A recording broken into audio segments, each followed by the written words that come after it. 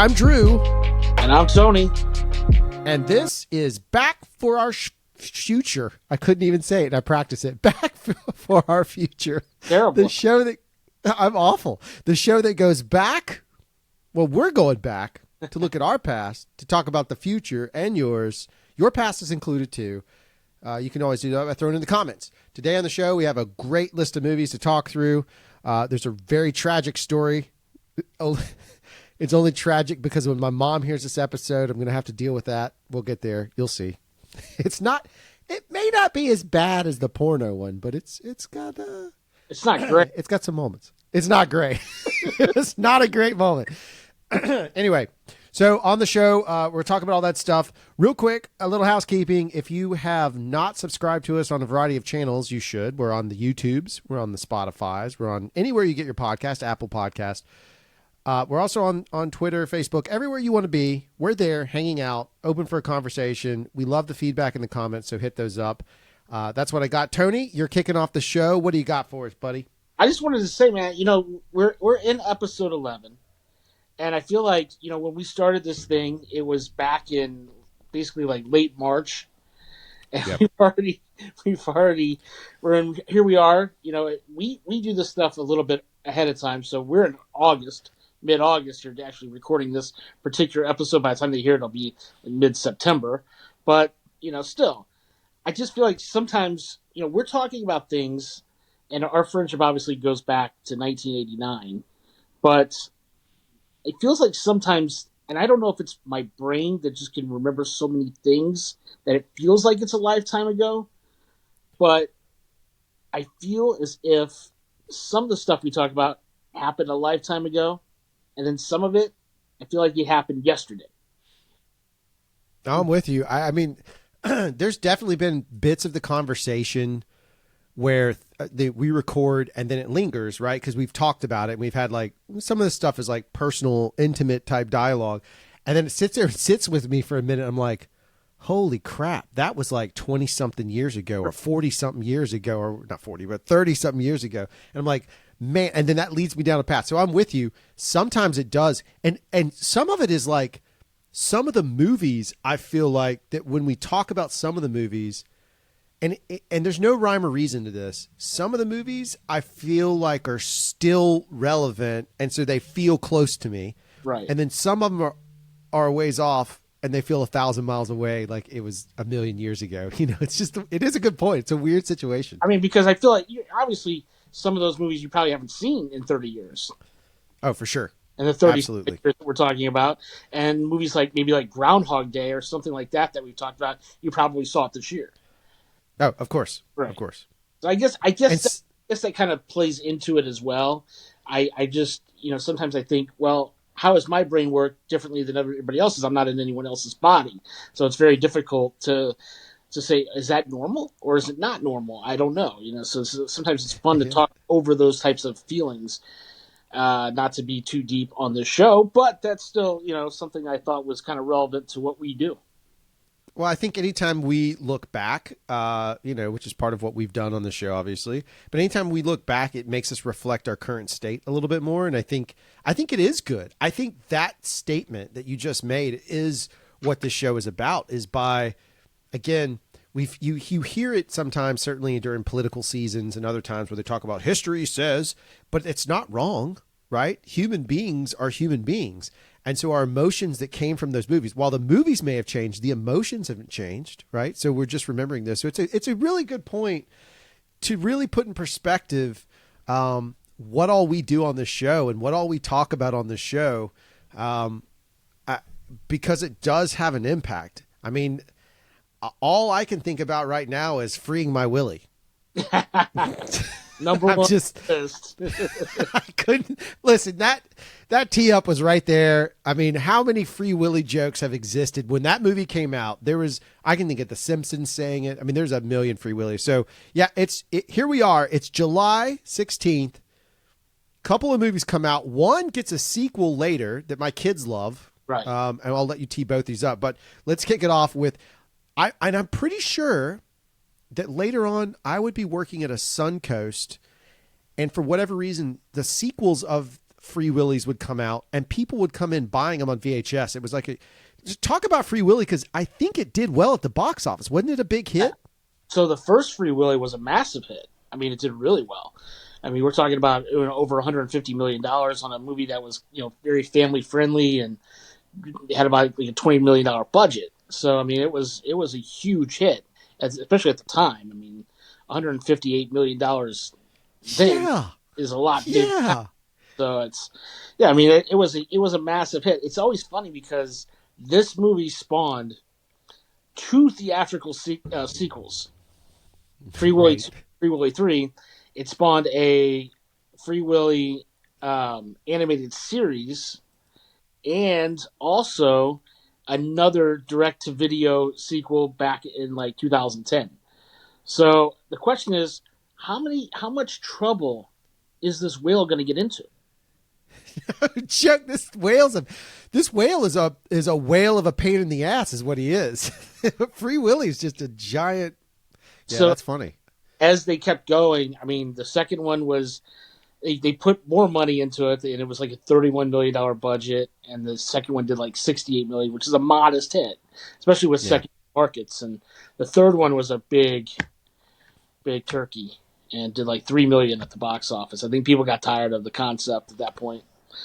They should. It doesn't really lend itself to many sequels when the idea is about a whale named Willie or whatever getting out of his pen and swimming to freedom. That's the end of the story. He swam to freedom. Right. We're done. It's like, how much more do you need? It just doesn't. I get it, but it maybe not the wisest investments. Well, it's funny because that's exactly what we talked about at the end of the last episode. Was movies that don't necessarily need sequels. Usually it's more like comedies and stuff, but some of these family movies like that probably don't need them as well. I mean, how many, like you said, how many issues can Free Willy get into? Interesting point, though, in terms of that sequel dialogue. I don't know if you have another point in Free Willy, but I was just going to say the next film is where a sequel wasn't necessary, but because of the time gap from when this came out and the sequel came out, the sequel actually worked in its favor. Having that big gap of time did make sense to make a sequel to it, so to speak, with Hocus Pocus. One more quick, yeah. Before we get to Hocus Pocus, you actually have a tie into Free Willy. Because I didn't realize that. Didn't you work with Michael Madsen? Oh, I forgot I did. Oh Lord, let me tell you a Michael Madsen story. It was my first movie. Quick Michael Madsen story. I don't know if I've told this before. I may have told it. I've maybe never told it publicly. First movie, I'm a PA, the bottom of the ladder.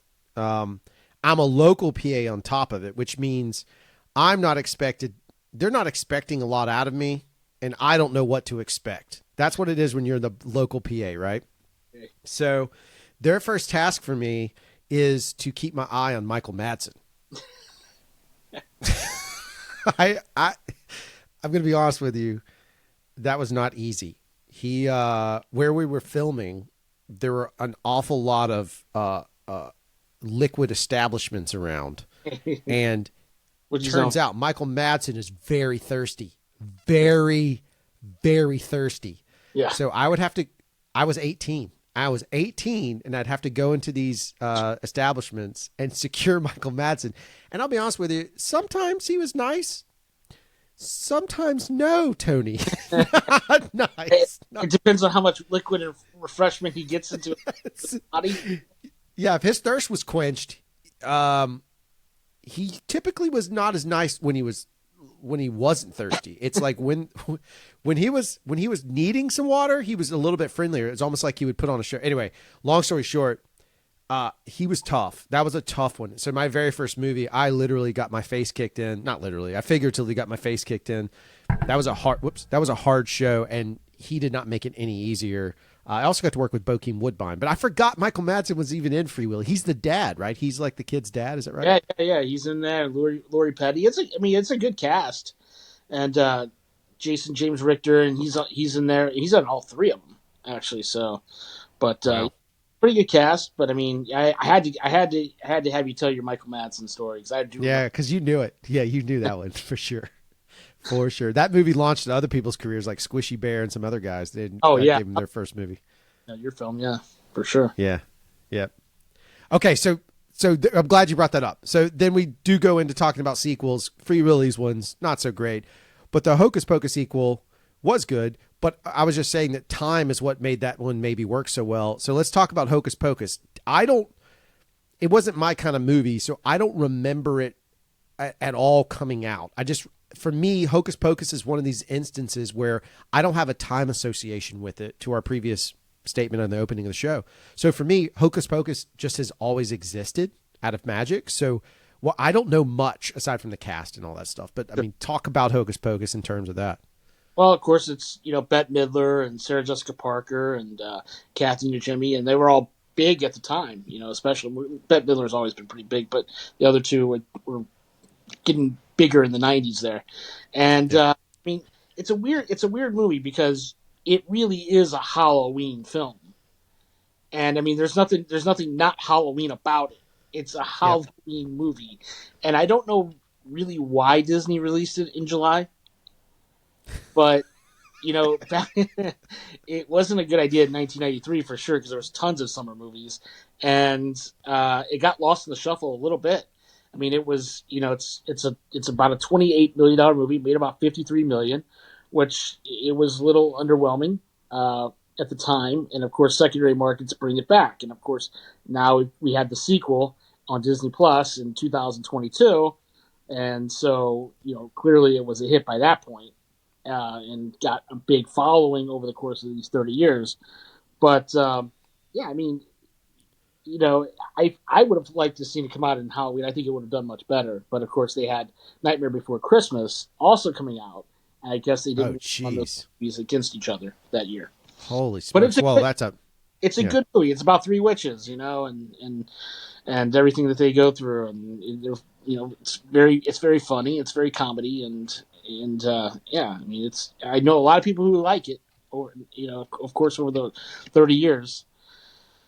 Listen, I'll tell you, what I remember about it is is Sarah Jessica Parker was hot as just all fire. Like she was just smoking. It's like, She's a witch. and it's like, dude, that's what I remember. I mean, if I thought about Hocus Pocus, the first thing I go to is, oh God, that's Sarah Jessica Parker, and she's smoking hot in that movie. That's what I remember. Because the last time I'd ever seen her would have been that I remember. So there's two movies I remember her being in that I was attracted to. I was like, oh, she's so pretty. I was a young guy, right? We've established that Tony and I were hornballs, Right. but was a movie called Fly the Navigator where she's in there briefly as the this would have been pre Hocus Pocus, but she's in there briefly as like the technician, the NASA technician, and she had just come from a Twisted Sister show. I just remember it very clearly because I was like that close to that kid's age when I saw it and all that kind of stuff. And then she shows up later on in a movie called Striking Distance, but I don't remember when that came out. That's such a great. That's a Bruce Willis. It is a good movie. That's an underrated movie. Dude, here's the thing. I don't know when that came out, but the great thing about Striking Distance, because I'm sure we'll cover it on the show, the thing that I always found amazing about that, she was really cool in it, and it worked really well. But you also had a movie about cops on the water, which is fun, because then you had cool boat action sequences and all that kind of stuff. So Yeah. anyway, Sarah Jessica Parker, we thought we both agree she was smoking hot. That's what I take away from Hocus Pocus.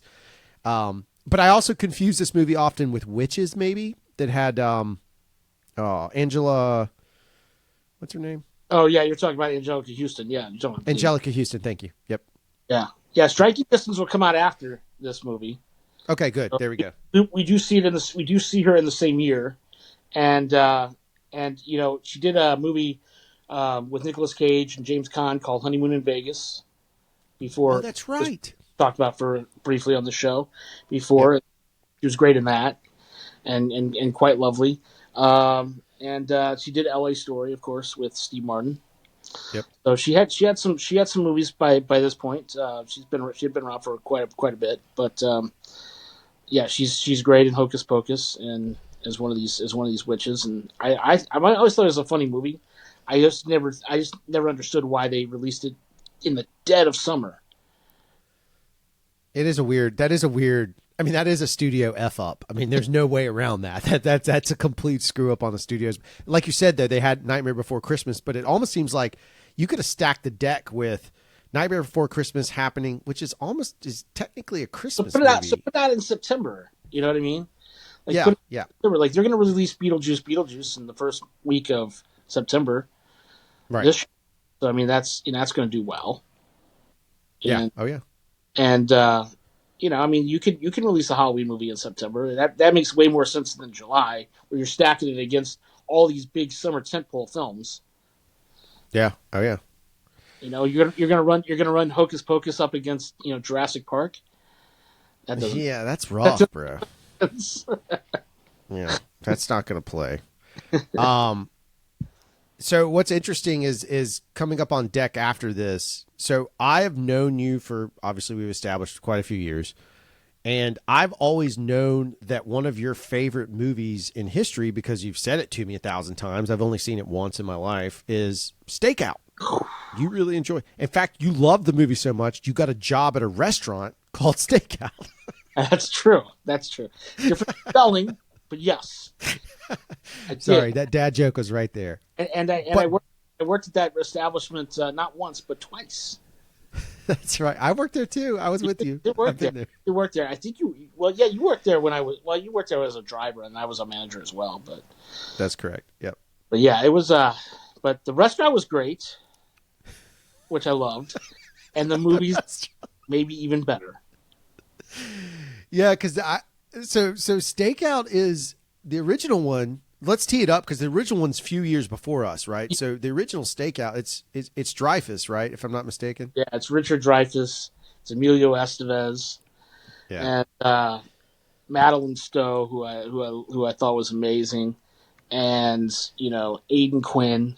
It's I a love Aiden Quinn. Yeah, it's a really really good movie. And I was always a huge monster fan of this film, and I think part of it was my grandpa really liked it as well. He was a big Yep. fan, and so I was always a huge fan of this film. My grandmother, and of course, it's got Forrest Whitaker playing one of the rival cops, and Dan Lauria, Yeah. who's the father from Wonder Years, also playing one of the rival cops, and they're always playing jokes on each other because those guys take like the morning stakeout, and Dreyfuss and Emilio take like the late night stakeout. So that's always kind of funny, is the dynamic with those guys as well. And it's really one of those very popular '90s buddy cop movies, which obviously is part of our DNA, not just as guys that grew up in that time frame, but as young men from that time frame. Buddy cop movies, even as a male now, like we haven't had a great buddy cop movie in a while. So Stakeout is good. It's a classic Tony movie. It's on his list of like if like last week, if I'm listing off movies I know that you love, that's one of your movies. At least for me, it was in my brain. And so now we have another Stakeout. Yeah, So here's the sequel to this. And this is another one where this is an example where the sequel from a storytelling perspective actually got better. I think the second one is even more fun. For some reason, it's like Lethal Weapon. I love Lethal Weapon, but Lethal Weapon 2 just ups the ante in the right ways. And I feel like another Stakeout did that as well. it's funny because there's a lot of factors. There's a lot of things I want to get to involving this franchise. So number one, of course, we've established I love the first film, and the second film, they do a good job of bringing back the cast for the most part, which is of course Dreyfuss and Emilio Estevez, and in this one they add Rosie O'Donnell, Oh, that's yeah. who's gonna help be part of the stakeout, and they're gonna actually be they stake out in their cover is that they're a family that's living next to this house, and they're basically just staking it out to make sure that this this this person that's in witness protection doesn't end up showing up at this house. It's basically what it is, and they brought some other people into this film, and one is Dennis Farina, and they Oh bring yeah. Marcia Strassman, who's the Julie from Welcome Back, Kotter, and they bring Miguel Ferrer from RoboCop, Angie. and Kathy Moriarty from Soap Dish, and it's a really great cast. It's quite amazing, and I would say it's probably not as good as the first one, but it's very on par with it. And also, you get the maybe the greatest explosion scene in film history in this movie. Very underrated when they blow the house up at the first of the film. Yep. Yep. And yeah, I mean it's quite the scene. I wouldn't know much about this. So I did 3 years ago. I did a movie in Montana called "Thy Ear Shall Bleed," which is out now, and we we worked with the writer and producer of Stakeout, who's Jim Kauf, who also created was the creator for the TV show Grimm, and Right. he wrote movies like Con Air and National Treasure, and he's got if you don't know who he is, look him up, Jim Kauf. He's got quite the resume, and we stayed at his ranch in Montana shooting this movie, all on this ranch. And when I got there, he was like, "Well, you know, I hear that you're a really big movie fan." And I said, "Oh, I'm huge." And he goes, "Well, I want you to stay in my he goes, "We've got a bed in this in my theater room, in my screening room." He's like, "Why don't you just stay in there?" So it's got this massive screen with this projector and all his films and all the all his entire DVD library is in there, and Oh I my could watch whatever gosh. I wanted. And I would, of course, watch a lot of his movies and Stakeout and another Stakeout and stuff like that. And a lot of times during the day, we would talk about Stakeout. You know, we would talk about these films and get because I wanted all the stories, of course. Yeah. Of I'm working course. with the guy; he knows all the stories. I want to know. I want to know everything about it. I want to know how long they shot it for. I want to know what they did. And he starts talking about this explosion scene in another Stakeout, and it is. He's telling me about putting 10 cameras on this, and I mean, these are film cameras too, Yeah. Oh and yeah.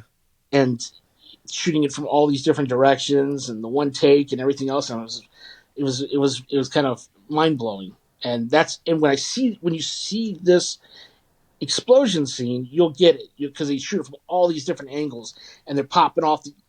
It keeps panning, boom, boom, boom, boom, boom, cutting back and forth to all these different angles. It's pretty cool.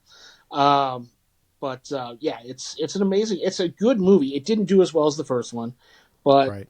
still quite the film. I think it's really well worth watching. Did it change ratings? The first one was R. Is this one PG-13? No, it's still Do you know safe. that off? Okay. Okay. I couldn't remember. I just remember it being. I think the reason I like the second one is I felt like the. I don't know. I guess it was the cast in the second one because I was familiar with Dennis Farina. Rosie O'Donnell was, when I say hot, I don't necessarily mean attractive, but she was very popular at the She time. was very popular. Um, Yeah, for yeah, sure. and she was super funny, and so it was like I guess I felt like the comedy aspect was a little bit amped up. I don't remember why. It's been a while since I've seen it, to be honest with you, but I just remember really liking it. That's cool about the explosion bit because 10 film cameras probably running high speed, meaning the way film works, for those of you who don't know, if you watch, a lot of times when you see something in slow motion, if we think about the old days, they film it at a faster frame rate. So movies are played at 24 frames a second. To make something in slow motion, they increase the frame rate, which means you're going through more film faster.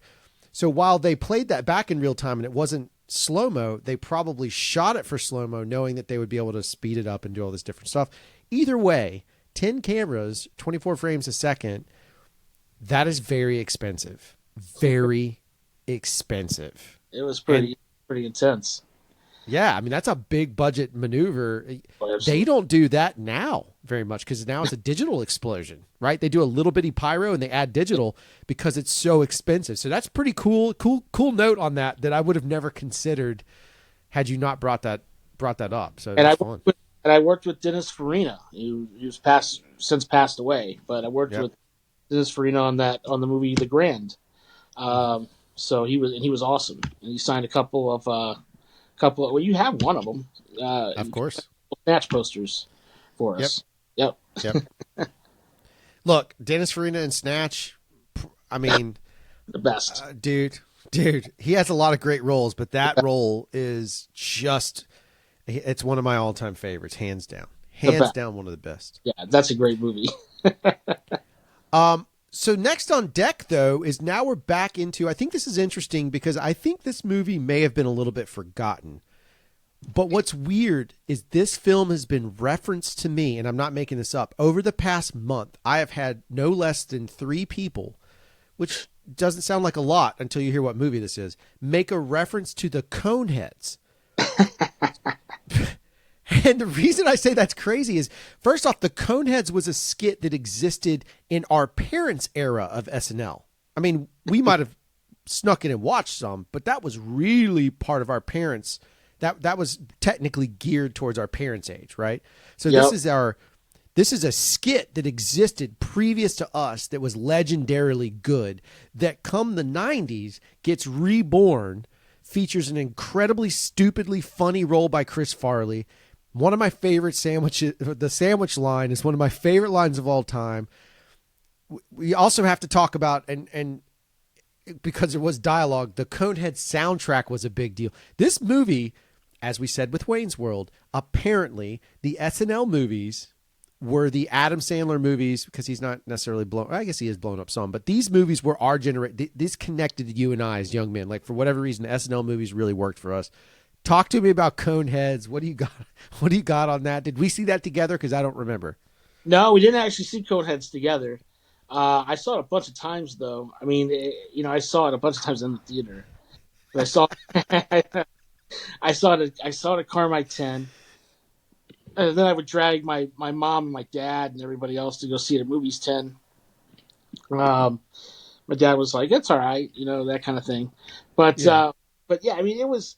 Look, I obviously this movie doesn't get made without Wayne's World. You know, Yep.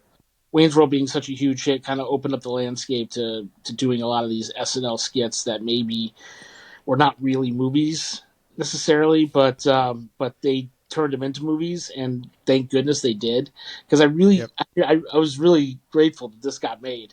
I mean, like you said, it's more of the '70s SNL, so the fact that this even got put out is pretty remarkable, and I really enjoy this film. I always have. I I love it. I Yeah. mean, let me ask you this. I know that we quoted it back and forth, but Oh, I can't tell you the number of times I've said we come from France in my life, where it's just that, or the only other person who eats a sandwich like that is my mom. Like oh, I and they were at, they were at Subway, and you and I love Subway. We love Subway. We loved it back, especially back in the day.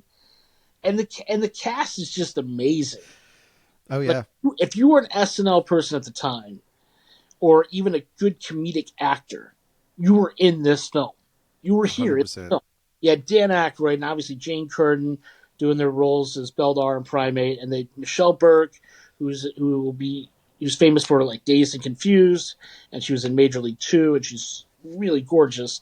She's playing their daughter Connie, and then of course Michael McKean, David Spade, Chris Farley, Sinbad. You got Michael Richards. You got Jason Alexander. You got Eddie Griffin, Phil Hartman. I mean, basically everybody. Adam Sandler's got a role in this. Yep. Yep. I mean, it's just loaded. Lorraine Newman, Garrett Morris, Drew Carey. Like, if you were comedic or you were an SNL player at the time, you were in this film no matter what. So it's got tons of great cameos, and that in itself is worth the watch. It is it's one of those things. Now, here's one of those movies that is I haven't seen it in a couple years, but it is timeless for me in the sense of look, one of my favorite things about this show is the same reason why I don't know if I've ever talked about it on the show, but I have like this list from when I toured with the Bloodhound Gang. It started, and then I toured around the country, but I have a list of cheeseburgers. And what I mean is, like, I keep a top 10 list of cheeseburgers of wherever I go. I have it written down. It was in a notebook, and now it's on my phone, and I keep it because the cheeseburger is just like a classic meal. If you eat a cheeseburger, for you it's fried chicken. For me, it's a cheeseburger. Right, right. Right? We're brothers. Sure. So if the place had chicken and cheeseburgers, we'd be golden forever. But the Subway did not have chicken and cheeseburgers. No, they had good sandwiches though. They had good sandwiches back in the day. But the thing is the thing about the Coneheads, the reason I brought that up is because every time I watch it, it's like I'm going to one of those places on my list. Yeah. This list of a beautiful, like one of my favorite cheeseburgers. I remember everything about it. Every time I watch the Coneheads, I get that feeling. It's not nostalgia. It's not just warm and fuzzy dismissive. It is like a warm embrace. As dumb as it sounds, that movie is just special. And it's like Wayne's World was to us. It's just one of those ones that I can watch it anytime, anywhere, and it just works for me. And I absolutely adore the love out of it. And I hate that, we lost Phil Hartman way too early. We lost Chris Farley way too early because they have such great moments in that film that it sucks that they're gone. But they're not gone yet, so we have some more stuff coming from later. Point is, Coneheads is a fantastically fun one. I think it's an overlooked movie now. I bet it's not remembered. I bet people haven't seen it in a while, and they're listening to this show, and they're like, these guys brought up Coneheads. I didn't even think about that movie in a while. So. No, I mean, and I think a lot of people forget about the great soundtrack. Yeah, now you got to talk about that some because that was a big deal. This is back when we talked about this before. Yeah. Soundtracks meant a lot to us, a lot of people, because soundtracks were selling. They were selling. There was albums. They were moving records, so to speak. So what's on the soundtrack? What popped off on the soundtrack? Well, one of the big single that came off the soundtrack, of course, was "Soul to Squeeze" by the Red Hot Chili Peppers, and of course we were living in the MTV world at that point. So you and I saw this video 600,000 times, probably. Yes. I mean, we watched MTV all the time. So we saw this video a ton. And I don't want to start any arguments or fights with anybody, but to me, this might be the Red Hot Chili Peppers' best song. It's definitely up there for me. I mean, I would say it's like a top 3, top 5 song for them, and that's good because they have a very vast catalog. But I mean, for me, it's one of their. It's more melodic. It's not as it's not as heavy and stuff like that as some of the songs. But yeah, I mean, I thought it was amazing, and of course they used "Tainted Love" from Soft Cell, which is an '80s classic. Kodachrome from Paul Simon, and all these songs, when you watch this movie, play such a major role in the film. I mean, they might be singing them, they do great montages with them. They're not wasted at all, and they do like "Magic Carpet Ride" and Slash is part of who covers that. The great guitarist from Guns N' Roses, obviously, and. Yeah, I mean, you Can't Take My Eyes Off You, which is the Frankie Valli song, and it's done, this time done by Morton Harkett. They do. And of course, Bare Naked Ladies cover "Fight the Power." That's right. By Public Enemy. That's right. Yeah. So it's really cool. It's really cool soundtrack, and if people haven't heard this one in a long time, and I'm probably sure they haven't, it's worth going back to and checking out because, like you said, it was something that kind of sold the movie. And this movie was by no means a box office hit. It wasn't. It had to rely upon secondary markets to get profitability. But yeah, it's a good. Just all around, it's a good movie. It's a fun movie. It's not an Oscar winner. We get this, but the soundtrack's quite amazing. I do remember seeing it. I believe I must have seen it then with my parents because my dad was a big SNL guy, especially that era. My parents, I was very fortunate. I think you have the same. I think we share a story with this, but like, I remember my parents like vividly talking about like the classic SNL. I mean, that was everything to them in comedy, and Gilda Radner and Rosanna Dan. I mean, they would make those references. I didn't understand them until later when the VHS and DVD started coming out and you could watch them. We would watch those because SNL early on was edgy, but it wasn't edgy like controversial edgy. It was. I mean, Bass-O-Matic, for example, is just disgusting. It's not necessarily edgy in any way, shape, or form. And you go back and watch it, and the comedy and the timing out of that, and Coneheads was one of those bits that came from that era. And so now I remember seeing it. I want to say I saw it with my mom and dad. It might have just been my dad, but I do remember seeing that movie in the theaters, and if it wasn't with you, it would have been with them. And Yeah, I it is didn't. one of those ones like, yeah. You and I see a lot of movies together in 1993, but this was not one of them. But we did talk about it quite a bit. Oh yeah, yeah. Because the references, I mean, the jokes and the references. Like I said, if I remember lines from it, that means it did something Oh, fairly heavy. I kind of want to go listen to that Bare Naked Ladies. I mean, obviously, I hear yeah, Soul to Squeeze good. all the time, Yeah, but yeah, that Bare Naked Ladies, I forgot about that, and that's an interesting, very interesting idea. yeah. Um, Definitely, you should definitely. And of course, one of the places that we are you can hear this show is Spotify. yeah, fair point. So get Very good get on point. there, bro. Get on Yeah, Spotify. Check out this soundtrack. I'm going to. I'm going to do it when we're done with the show. I have to make a Costco run, so it'll give me something to listen to on the way to Costco and back. Now, I'm going to tell you, I have walked out of 2 movies in my entire life. And this is not one of them, but one of the later movies that this gentleman makes, I did walk out of, which was called Dracula Dead and Loving It. Yeah. But this is the very funny Robin Hood Men in Tights. Yeah, this is another classic that for me lives on because when I lived with Tim and Alex, which are 2 roommates, I think you had moved at this point. You were in St. Louis, maybe back up in STL. Is that right? You must have been. Um, Not when this movie comes out, but later when you're living with Yeah, them. Yes. but they loved that movie so much. I mean, it was on in our house all the time. Like Yeah. literally, that movie was on. So like you would walk in and it was on the TV at some point. It just was. Alex just played the crap out of that movie, which was cool. All right, so Robin Hood Men in Tights, a Mel Brooks movie. I had seen at this point. My parents showed me Blazing Saddles, which is one of the best pieces of comedy ever made. I can't believe it still exists. I'm surprised it's not been canceled. But Robin Hood Men in Tights is equally as funny, different way, but equally as funny, equally as obnoxious, has some amazingly offensive things in it. Even though at the time they're all satire. So that's the thing about Mel Brooks. What do you know about Robin Hood Men in Tights? Well, I loved it for one thing. Yeah, Thought it it's was amazing, classic.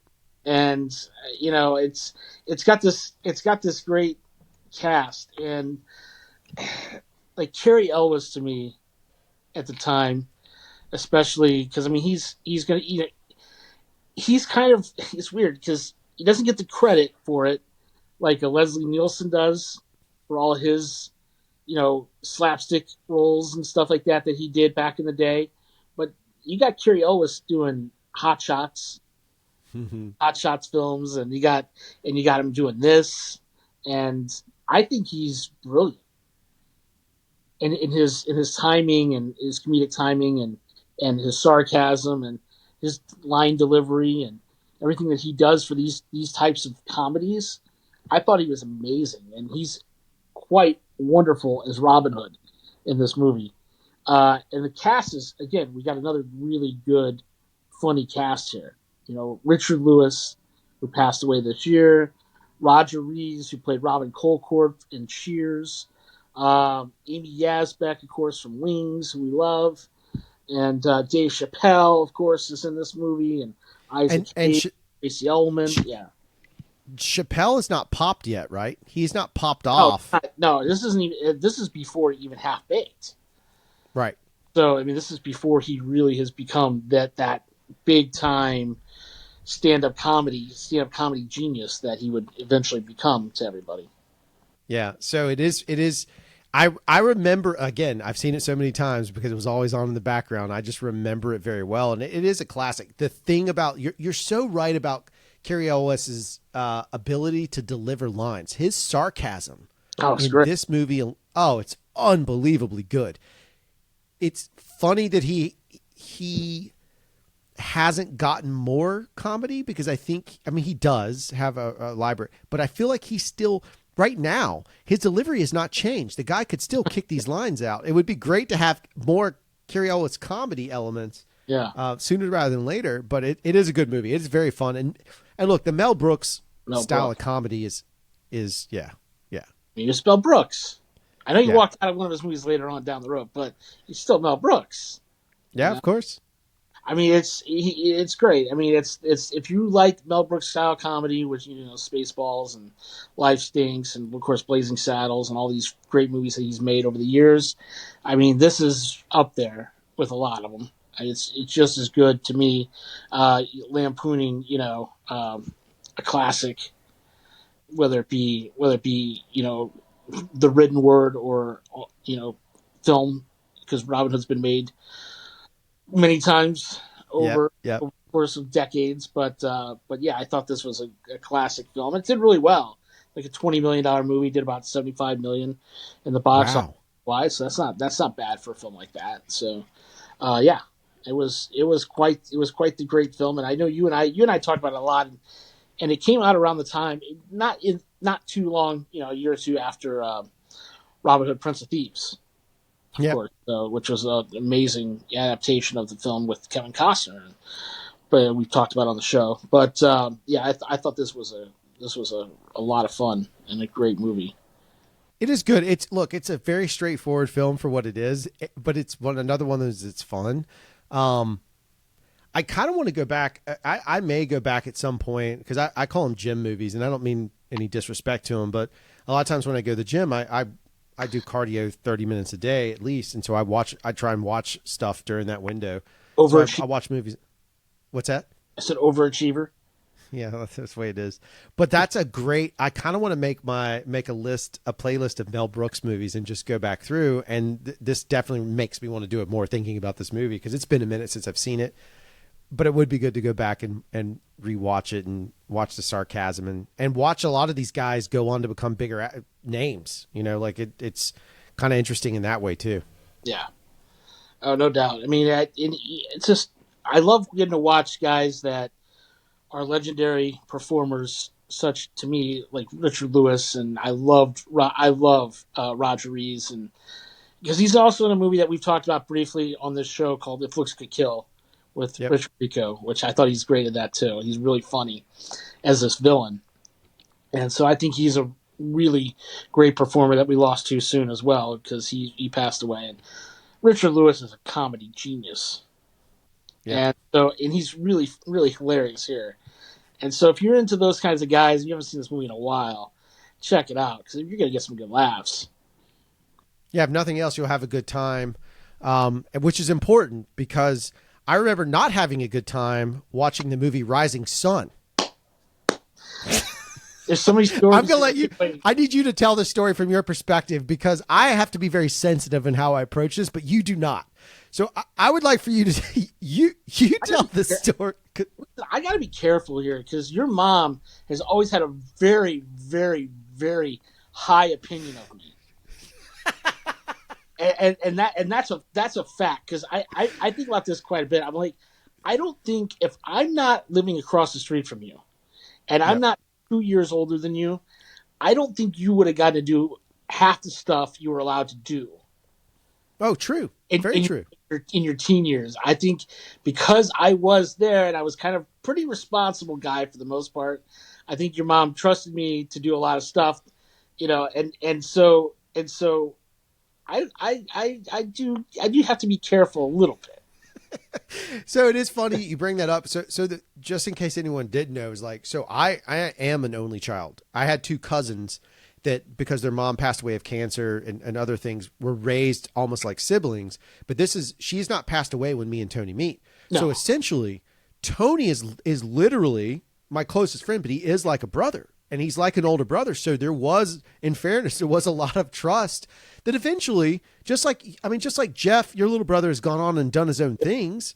Like, I ended up doing my own things, good, bad, stupid. You may say, I don't think that's a good idea, and I'd do it anyway. But at least for the most part, when I wasn't able to make these dumb decisions on my own yet, I still had you to rely on. So it's a good point.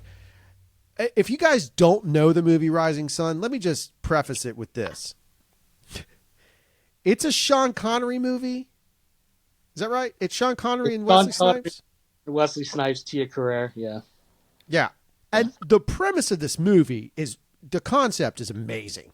You have Sean Connery and Wesley Snipes, and they're hunting the Yakuza. And there's cool tattoos on the poster, and it looks like it's going to be this sick action movie. It's another example of the trailer got us. The But trailer. Yes. oh boy, did it get us. Because two things It's you a need to know loading. about my mom. Yeah, I'll let you tee up the cast. Yeah. Let me set up the two things they need to know. Two Yeah. things you need to know about my mom, and I've set this up before. One, my mom does not like nudity. She doesn't like nudity in any way, shape, or form. She does not like nudity. Secondly, my mom does not like tension. She does not like action. So the two worst things kind of movies my mom could see are nudity and tension, action, tension. Right. Like a thriller. A thriller counts as that. This movie is nothing but nudity and action tension. And Tony and I go see this movie with both my mother and my father.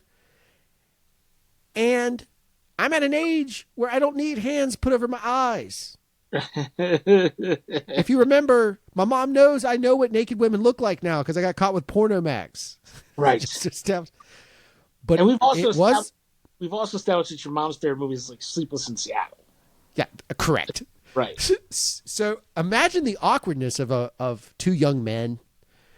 Tony a little more comfortable than me with this, but not me. Sitting there watching this movie, and there's a scene in this movie where there's literally a naked woman laying on a table, and and people are eating sushi off of her naked body, and it's full frontal, it's full nudity all the way through, and all I can do is just sit there. All I remember is just the sheer panic of like, oh my God, it's like a roller coaster at this point. But we didn't leave. We finished the movie. All right, so there's a whole bunch of stuff that happens here Yes. to even get your parents to this movie. Yes. I don't even know if you remember it. I don't. But a whole bunch of stuff. First of all, we touted it as a Sean Connery film. So what could possibly go wrong there? The guy's mostly made like PG films at this point, right? So so we touted it as a Sean Connery film, which got your dad there. Yep. That helped get your dad on board with this whole thing. Correct. Then your mom wanted to go see a movie. We told her. We're kind of coming out and telling on ourselves here a little bit. Okay, that's fine, but it's been 31 years, so sometimes this is the beauty of this show. We told her there was nothing bad in this film. Oh my God! There would be nothing bad in this film, and I think, well, we knew there was R, but we thought we kept telling you it was only language, just gonna be language. Yeah. And that's how we got into the car together to go see this movie. So we got to the theater, and we saw this at Carmike 10. We get to the theater, and you already know what's going to happen. You're well aware. I mean, you're like 14 at the time, somewhere there, but you already know what's ready to happen. And you're like, well, let's not sit next to mom and dad. So they sat in like the middle area. And again, we've established that we're not in stadium seating mode just yet in these theaters. So they sat kind of in the middle of the theater. You and I sat more towards the front of the theater. Right. In like the first 3 or 4 rows, fourth row or something like that. And so we got to see the film by ourselves. So you weren't getting your eyes covered. And thank God we weren't pulled out of this movie. But the first scene in the movie, do you remember what it was? No, I don't. I've never seen this movie again. The film opens up with a rough sex scene. Oh Lord.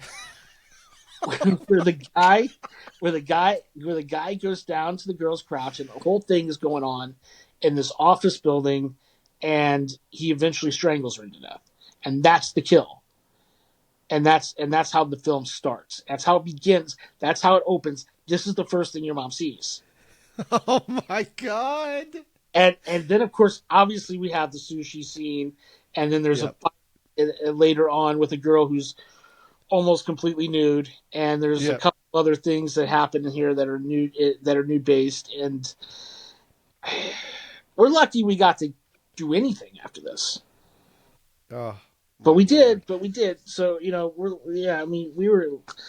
I mean, we're gonna see it. We're gonna see a classic film like, well, in 2 days because it comes out the same day as this came out the same day as the movie that we're gonna talk about next week. Oh wow, I didn't realize that. I didn't put it on. I didn't put it on the show notes because I didn't. No, Because that's good. I didn't realize that. yeah.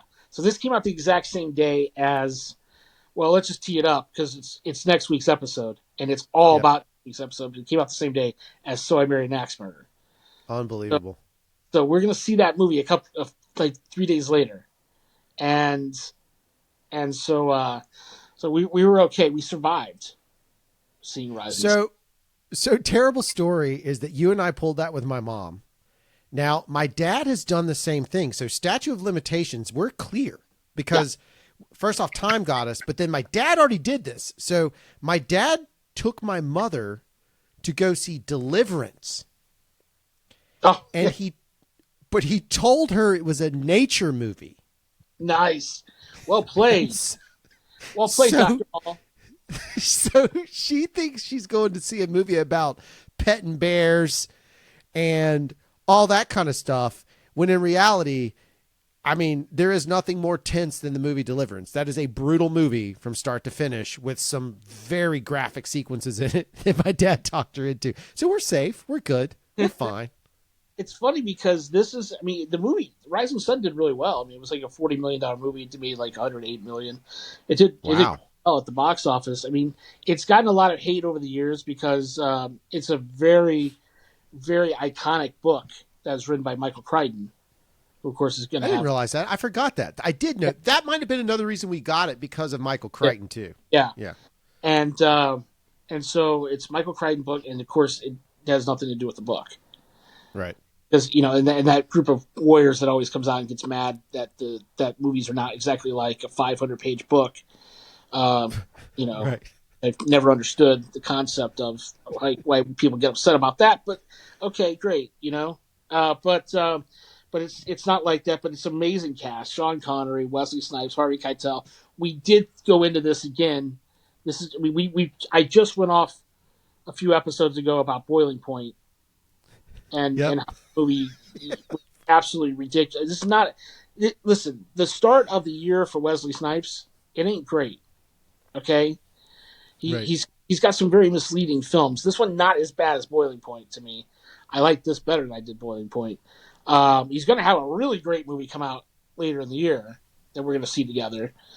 But he's going to be in a movie with Sylvester Stallone and Yep. Sandra Bullock. It's Yep. going to be a huge film. But yeah, I mean, this was a movie that kind of got us too because we did think this was going to be a lot more action oriented. Wesley And it Snipes, is not. I don't think people Yep. realize Wesley Snipes was a huge action guy at this point. Like Yep. he's a massive. He's passenger 57. I mean, this guy's had a bunch of action movies at this point, and so Yep. and so everything he's in, I assume is going to be action oriented at this point, and it's not. But Nope. but and I would say that the chemistry between Sean Connery and Wesley Snipes may not be, one of the all time greats for film. One of the all time great duos. It's I don't not know it's what not Mel tension. Gibson and Danny Glover by any means. That's right. I don't know what tension was happening on set, but you can feel it. Like it is It's apparent. Yeah. it's two guys that are kind of known for being very tension filled on set. They're great actors. Don't get me wrong; they're both amazing, but they were both amazing actors. But of course, we've lost Sean Connery, but both amazing actors. But yeah, there had to be something going on there. Yeah. Oh yeah. Not pleasant. Very it is a very on screen as a duo. It is very much like what I would imagine a cat and mouse to be, which is the perfect segue for the next movie, which is a cartoon version, not like the recent one that came out, but Tom and Jerry. Straight animated, yeah, a straight animated film. Tom and Jerry the movie. It also comes out the same day, and I'll see this one in between Rising Sun and So I Married an Axe Murderer. So it's like Interesting. they all come Interesting. out. They all come out together. We see Rising Sun opening weekend. I'll see Tom and Jerry like the next day, 2 day, and then we'll see So I Married like 3 days later. I'm pretty sure my mom would have preferred either one of those movies to Rising Sun. I'm sure she probably would have. Yeah. She listens to this show, so we've just triggered her. So I'm going to deal with that later. Yeah, that's you. That's all you though. Yeah, thank you very much. Love you, Mom. So Tom and Jerry, though, I think it's interesting. Here's an IP that's been around for a very, very, very, very, very long time, right? We're talking about a cartoon that existed in maybe not my parents' age, but just after them, but before us. I'm pretty sure it existed before us. Way before us. Yeah. Right. So you have this cartoon that's existed for, and it keeps going. They've put it out again recently, but this was the 90s version of Tom and Jerry. So if I'm not mistaken, it had a little more, it was more modernized, and they had brought it up to speed from being kind of the campy stuff from our parents' era or whatever, the era before us. And this is kind of more the back in the 90s, in case those of you that are too young to know, but we'll tell you back then, if they could make something, quote, extreme, they would make it extreme, which didn't necessarily make it extreme. It just meant they put some bright colors and funky flavors. But in this case, that's how I don't remember this. I don't remember seeing it. I remember playing it later on when I worked at Suncoast, and it was one of the movies that we were allowed to rotate through, and I remember seeing it there, but I don't remember seeing it in theaters at all. So they used a lot of music in this one too, and made more kind of a musical comedy type of setting, and they had a lot of good voices in it. Like Richard Kind is in it from Spin City, and yeah, I mean in Rip Taylor and Henry Gibson, of course, from The Burbs. I got to give a shout out to your wife, of course, who that's her favorite movie of all time. Yeah. But yeah, I mean it was. It's a funny movie. I mean, listen, Tom and Jerry. Listen, I still go to sleep at night watching Boomerang. Yeah, awesome. So I mean, that's like my thing these days. And Tom and Jerry is always on there. And I watch Tom and Jerry all the time.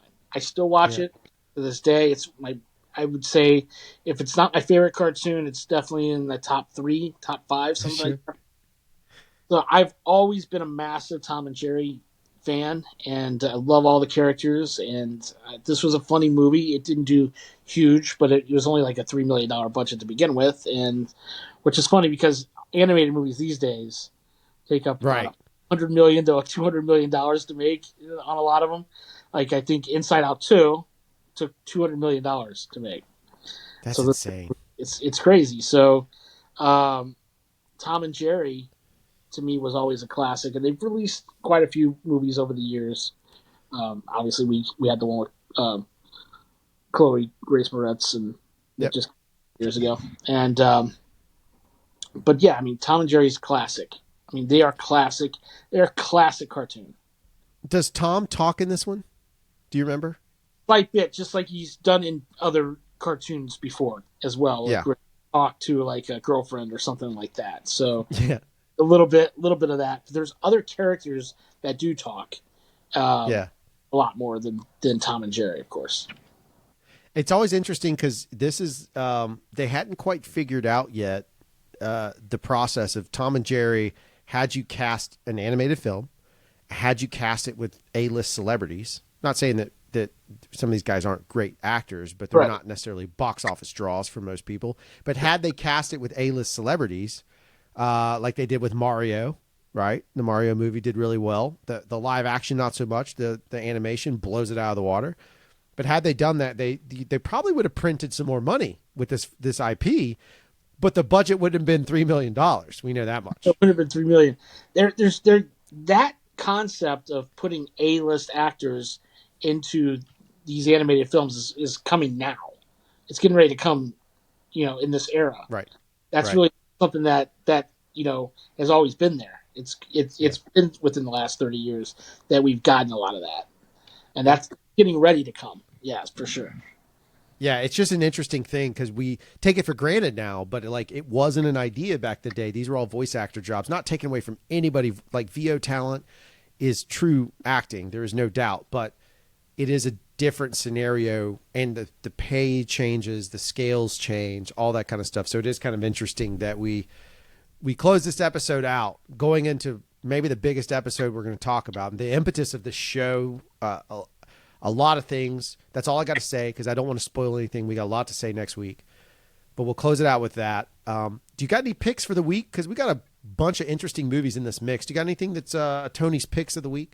Yeah, I would say if you haven't visited the Stakeout series in a while, those two movies, definitely check those two out. They're fun, they're funny, they've got great action. I mean, to me, Richard Dreyfuss and Emilio Estevez are an amazing on-screen duo, and I think you're gonna love getting to watch those two guys together and how hilarious they are, especially in the first one playing with Dan Lauria and Forrest Whitaker. They're amazing, and the second movie's quite great with Rosie O'Donnell and Dennis Farina and all those guys as well. And then, if you haven't seen Coneheads, we talked extensively about this film in this episode. If you haven't seen Coneheads in a long time, or you haven't ever seen Coneheads, check it out. Because if you're an SNL fan and you've never seen this movie, then you haven't seen everything there is to see about SNL. Yeah, for sure. And you could also like go onto YouTube and actually watch some of the old Conehead skits too. That Sure. if you know a little bit about it and then you watch the movie, there's a lot of good little inside jokes. But if you have a chance, this is where I would say to a lot of people, both those films, great examples. The Stakeout series is worth watching, as you brought up. Great point. But I feel like the Coneheads is another example of like right now it's kind of getting trendy to look at the 90s again. Like the younger generations are looking at the 90s as what we saw as the 80s when we got a little bit older. I would say that Coneheads is a quintessential 90s movie because there's a lot of quintessential 90s moments. Subway blowing up at the time. Subway was the most rapidly growing fast food chain on the planet. This is one of those. Demolition Man, which we teased, is one of those. Next week's episode is extremely one of those. It's maybe the most 90s film ever made. So I would say that this is one of those ones that's worth going back and watching if you're curious, if you're a younger person listening and you want to go back, revisit if you're an older person, but go have fun with that. Anything else we need to talk about before we kick this off? Because again, next week is a brain buster, baby. I want to talk about that just for a brief second. I mean, if you, for some reason, listen to this episode and just don't listen again, you're making a huge mistake. Because I'm telling you right now, everything that happens with our friendship hinges on the movie we're about to talk about. For sure. I mean, listen, we probably still be friends. I mean, I'm not going to say we wouldn't, but I think our friendship has probably lasted as long as it has because of tentpole things that have happened. And this movie, without question, is the one that's like in the middle of the tent, holding it all together. I think in a lot of ways, this is a huge film for us. Yeah, it still ranks as my top three, and it to me is maybe, well, it's up there. I mean, obviously we're going to talk about a lot of great soundtracks. We talked about one today, but this is without question a top three soundtrack for me. And we're going to talk about all of it. We're going to talk about how we got to the theater to see it to begin with, who we saw it with, the sleepover that I don't even know if you're thinking about right now, the sleepover that happens because of it, all the stuff that's going to happen because of that movie, So I Married an Axe Murderer. It's without question the biggest Tony Drew film in our friendship, and we're going to spend the entire episode talking about it. Yep, for sure. There's a lot of little bitty things that people don't remember or don't know about me or you. There's things that you may not even know.